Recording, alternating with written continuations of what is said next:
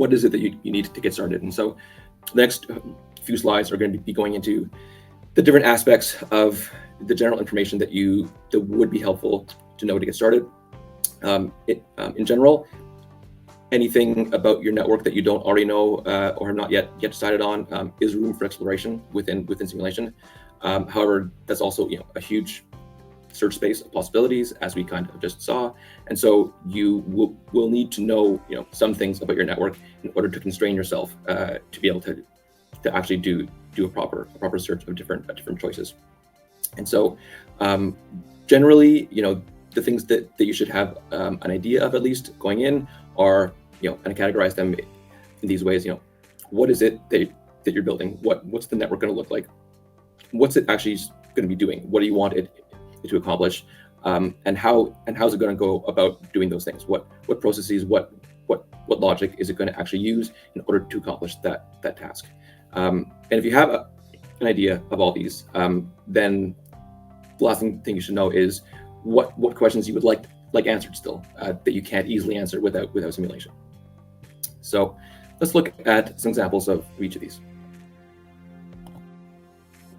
So given that, let's say we have our network kind of figured out in terms of what it is. Now we have to answer sort of, okay, what's it going to do? I mean, hopefully we know that, but what services do we actually want that network to offer?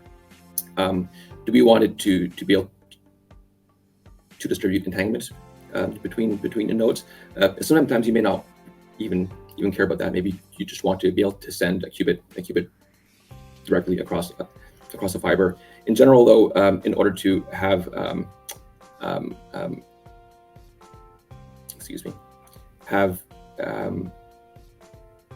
scalable networks in a way that you can send qubits over long distances, you need to have entanglement be distributed across the network. And so we're going to focus on that here. And assuming that that's what you want to do, there's different things that you can do with that entanglement.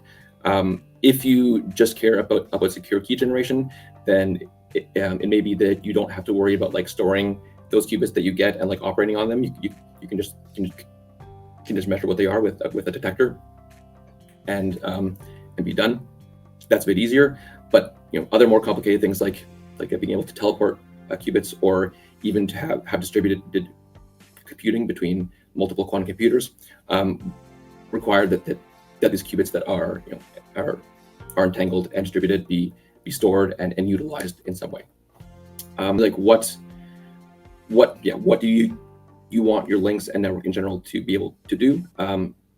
What do you want it to be able to distribute, and between which nodes, and with which performance on those nodes, right? So sometimes not all nodes can maybe connect to all nodes or whatever, but what in general do you want it to do, and between what nodes, and how well?